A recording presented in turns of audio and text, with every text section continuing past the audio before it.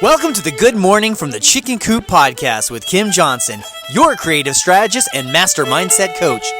Filled with inspiration, distinctions, perspectives, and possibilities, we help you to cultivate a mindset that leads you to create the best version of yourself you could ever imagine. Join Kim every morning from one of her favorite happy places, her chicken coop, along with all her chickens. Hey everybody, good morning from the chicken coop. And it is a chilly morning out here today. Boy, is it cold here. And the girls are enjoying some oatmeal and applesauce for breakfast to hopefully warm them up a little bit and get a good start to their day. So hopefully you're having a good start to your day. So today, I want to talk to you guys about defining yourself, because I think it's a question that we don't ask enough. And we don't understand how we define ourselves until we're presented with something that makes us have to define ourselves, if you will. When someone asks a question and then you say, well, I don't know, I have to think about that. Or we give an off-the-cuff answer that may or may not be accurate to who we really are inside. And if you've listened to the other podcasts that I've done, you know how I talk about you can't lie to yourself, but we do. So it's really important to get clear on how do you define yourself. So let me give you an example, and I'm going to use myself just because I think that it's always accurate for me to be able to talk about my clients or myself in the sense of like I know what's going on. But for this one, I'm going to use myself because I just think it's useful. So when someone says to me, well, how do you define yourself? I could go to the places of saying, well, I see myself as a very creative person. I see myself as someone who is very much an ambivert, not necessarily an extrovert or an introvert, but I'm right in the middle and I can run down that alley and be totally fine with people, and then I just want to go home and be by myself. I see myself as someone who's obsessed with photography and nature and animals and growing things and farming, and I could put all those things that are a part of me on a piece of paper. And that is an excellent choice to do. Put all of those things about you that are on the paper. Like, you know yourself. Go back all the way to when you were a kid and, the things you loved as a child.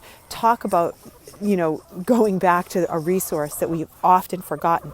So many times when people will say, I am not creative. And I say, no, we're all creative. We're just creative in different ways. What did you do as a kid? And they would talk about how, well, maybe they weren't what they would define as creative. But when we start talking about it, we all have this thread of creativity that just pours through us. And we just have to remember that and tap into it. So going back to your childhood with this particular question is an excellent way to figure out things you may have forgotten. But there's another piece of this puzzle, and it really comes out to going down that emotional road of deciding, how do you define yourself emotionally? How do you see that piece of yourself? How do you feel about that piece of yourself? Do you consider yourself someone that is high-strung? Do you consider yourself someone that's balanced? Do you consider yourself someone that's filled with anxiety? Knowing those pieces of your puzzle, are you optimistic? All of them. Knowing that piece of the puzzle is so important, because if you can't define something, you can't change something, and therefore it's much harder to shift. Even if you have a fragmented definition in the beginning, at least it's a jumping off point.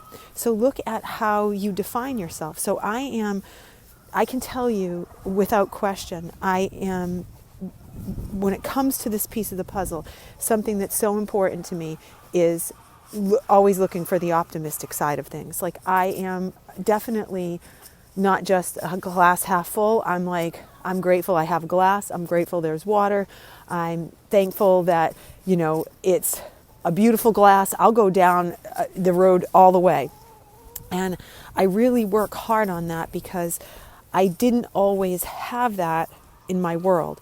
So I work really hard on cultivating that, but it's how I define myself. And because of that, when I get stuck or I get in a situation where that might not be an easy thing to go to, where things are maybe going wrong in business or things are going wrong in personal world, I can go to that place instantaneously because I define myself that way. So I can say, you know what, this is how I define myself. How would she show up in this minute? What would that bus driver be saying right this minute?